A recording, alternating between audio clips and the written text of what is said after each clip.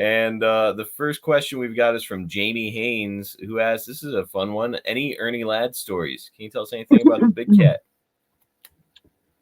Yeah, I was a big fan of Ernie Ladd, a huge fan of Ernie Ladd before I really met the guy. I was kind of disappointed when I met him.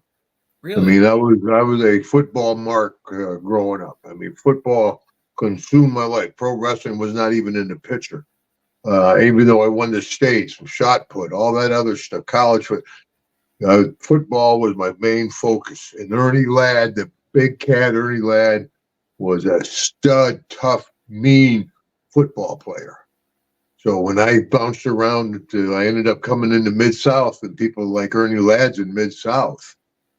I'm like, holy shit, man, I can't wait to meet Ernie Ladd. I met him. He's imposing, huge, imposing man.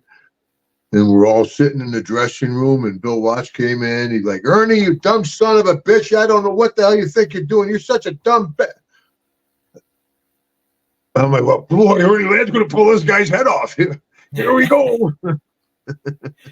And he was a different guy. I don't know. He wasn't the wild, mean Maine cat, but he was he always would call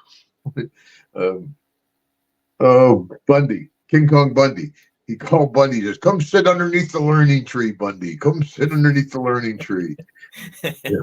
But Ernie was the one that broke up the fight in Baton Rouge between me and Matt Bourne, the first scuffle we had in the hallway. Okay. He broke it up. Yeah, Matt tried to leg dive me. I'm an amateur. Don't leg dive. I push him out, put the boots to him. Like I said, this is fun. Then I went in the dressing room with DiBiase. Of course, I'm 280 back then, a little jacked up, And then Matt comes in. He goes, it ain't over, Duggan. Big mistake, Matt. I guess that means it's on. Here's Johnny. Now, how long would you say that second ass kicking took? Like just seconds? Like you just put him down, or how did that? Yeah, I got it pretty quick. Matt, 200 maybe 220. I was 270, 280, benching 500. Amateur background, and I was mad.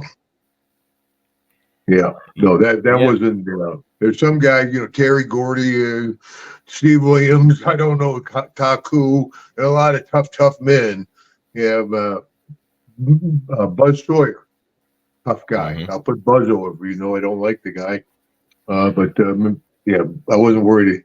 That's why he tried to take advantage of me in White Plains, New York. When I'm wrestling, I'm like this, and he's going to knock my head off. Because he knew he couldn't take me up, even though I'm an old timer at that point. He wanted to hurt me.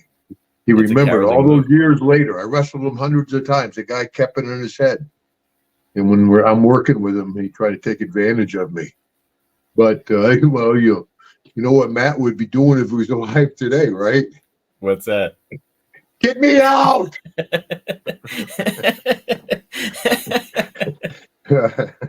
Anyway, I don't know how we went from Ernie Ladd to Matt Bourne stories, but Ernie broke up the fight. But I liked Ernie though. I got along with Ernie okay, but I was very surprised the way Bill Watts treated Ernie Ladd. And I was surprised. I wouldn't let Bill Watts talk to me that way. No, then I wasn't an established guy. I couldn't beat him up. I would definitely leave the territory or do a Rougeau deal and ambush him. And Bill always seemed like one of those guys, like a bully, where like if he gives you a hard time and you give it back, he'll back away and leave you alone. Did he ever try to test the waters with you?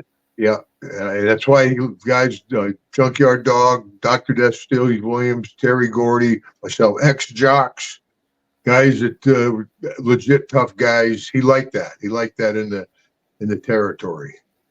That's why guys like Sting and Warrior, though they were exceptional talents, they didn't really kind of fit the mold of Mid-South. Of course, Mid-South was still before sports entertainment. That's when you think it's fake?